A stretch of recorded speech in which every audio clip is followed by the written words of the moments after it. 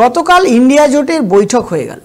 সেই বৈঠকে মমতা বন্দ্যোপাধ্যায় ছিলেন এবং সেই বৈঠকে মমতা বন্দ্যোপাধ্যায় কংগ্রেসের প্রেসিডেন্ট মল্লিকা অর্জুন খাড়গেকে প্রধানমন্ত্রীর মুখ হিসেবে সমর্থন করলেন।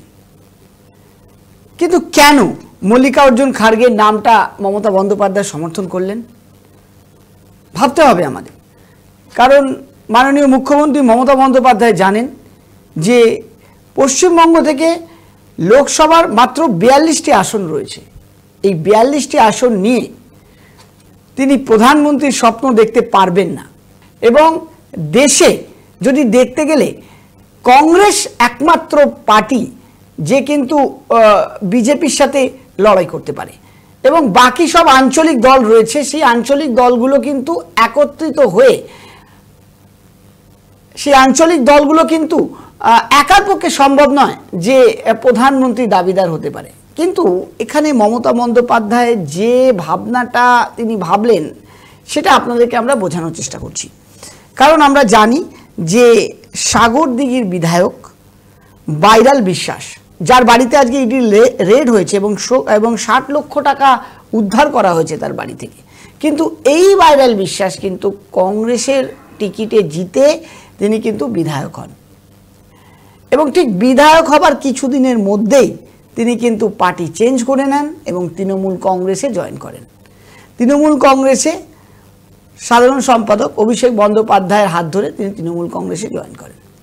কিন্তু এই বাইরাল বিশ্বাস যে একমাত্র কংগ্রেসের বিধায়ক ছিল, যে কিন্তু উপনির্বাচনে তৃণমূলকে হারিয়ে সেখানে কিন্তু বিধায়ক হয়েছিল, কিন্তু যেহেতু রাজ্যে তৃণমূলের একটা দাপট রয়েছে, যেহেতু রাজ্যে তৃণমূলের ক্ষমতা রয়েছে, বিভিন্ন জায়গায় বিধানসভা থেকে শুরু করে লোকসভায় কর্পোরেশন লেভেলে চারিদিকে মমতা বন্দ্যোপাধ্যায়ের কিন্তু এই মুহূর্তে একটা প্রাধান্য রয়েছে।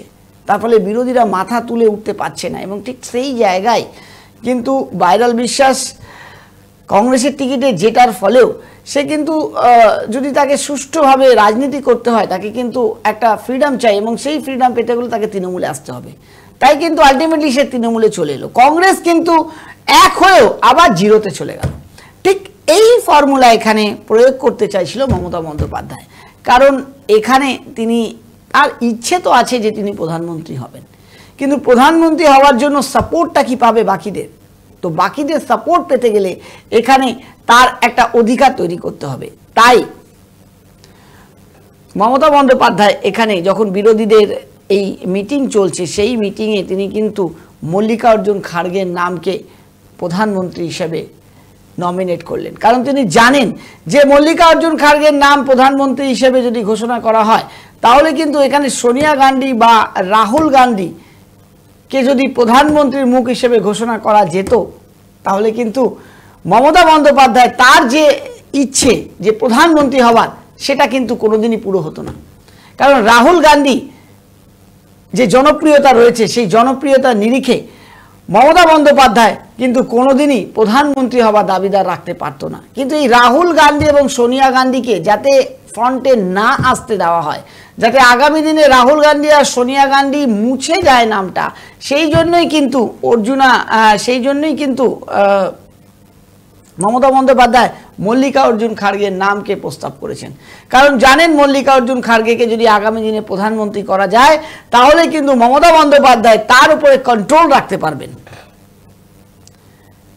এবং আগামী দিনে সেই কন্ট্রোল রেখে বাকি বিরোধী দলকে একত্রিত করে তিনি সবাইকে তার আন্ডারে নিয়ে তাকে সাপোর্টে নিয়ে তিনি কিন্তু প্রধানমন্ত্রীর মুখ হিসেবে আগামী দিনে দাবিদার হতে পারবেন এবং আগামী দিনে তিনি প্রধানমন্ত্রী হিসেবে তিনি কিন্তু সামনে উঠে আসতে পারবেন। কিন্তু এই জায়গায় আসতে গেলে প্রধান বাধা হিসেবে কিন্তু সোনিয়া গান্ধী এবং রাহুল গান্ধী কিন্তু মেন বাধা হিসেবে এখানে কিন্তু মমতা বন্দ্যোপাধ্যায়ের এই ইচ্ছেকে কোনোদিনই পূরণ হতে পারবে না।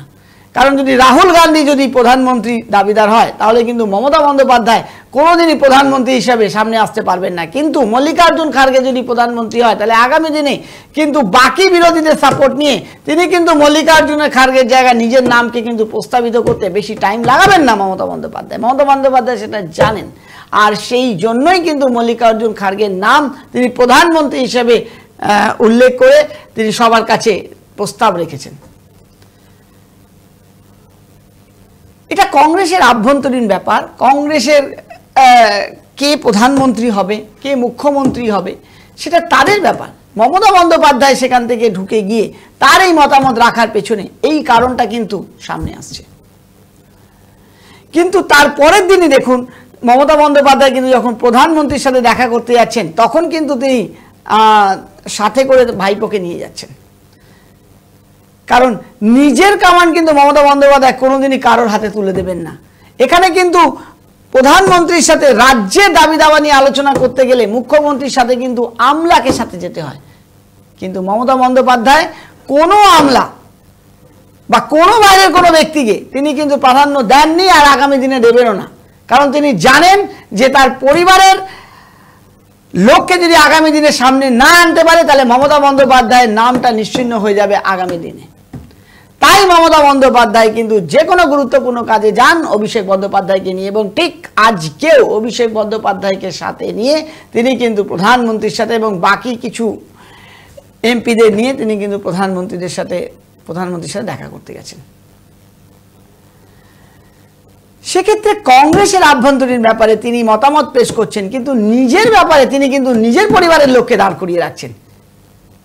কিন্তু কংগ্রেসকে রাজ্যে যেভাবে ভেঙে দুমড়ে মুচড়ে শেষ করে দিয়েছে, সেইভাবেই কিন্তু মমতা বন্দ্যোপাধ্যায় আগামী দিনে দেশ থেকে কংগ্রেসকে কিভাবে শেষ করতে হবে এবং আগামী দিনে তৃণমূল কংগ্রেসকে, কারণ তৃণমূল কংগ্রেস তো আগামী কোনো রাজ্যে জেতা এই মুহূর্তে কোনো সম্ভাবনা নেই, তাই কংগ্রেসের ঘাড়ে পা দিয়ে আগামী দিনে মমতা বন্দ্যোপাধ্যায় কংগ্রেসের যেখানে এই মুহূর্তে ক্ষমতা রয়েছে সেই ক্ষমতার জায়গাগুলোকে তৃণমূল কংগ্রেস হিসাবে, যেহেতু কংগ্রেসকে মেনে তৃণমূল কংগ্রেস তৈরি হয়েছে, তাই আগামী দিনে কংগ্রেসের বাকি রাজ্যগুলো অধিকার করে নিজে ক্ষমতায় আসার জন্য এবং প্রধানমন্ত্রী দাবিদার হওয়ার জন্যই কিন্তু মমতা বন্দ্যোপাধ্যায় এই নামটি ঘোষণা করেন এবং সেখানে সমর্থন করেন দিল্লির মুখ্যমন্ত্রী কেজরিওয়ালও সমর্থন করেন যে মল্লিকার্জুন খাড়গেকে প্রধানমন্ত্রী দাবিদার হিসেবে ভাবা হোক। এখানেও কিন্তু মমতা বন্দ্যোপাধ্যায় একটি চাল খেলে গেলেন। কি বলবেন দর্শক বন্ধু? অবশ্যই আপনাদের কোনো মতামত থাকলে আমাদের কমেন্ট করে জানান এবং অ্যানালাইজ দেখতে আমাদের সাথে থাকুন। দেখতে থাকুন 24 আওয়ার্স টিভি। নমস্কার।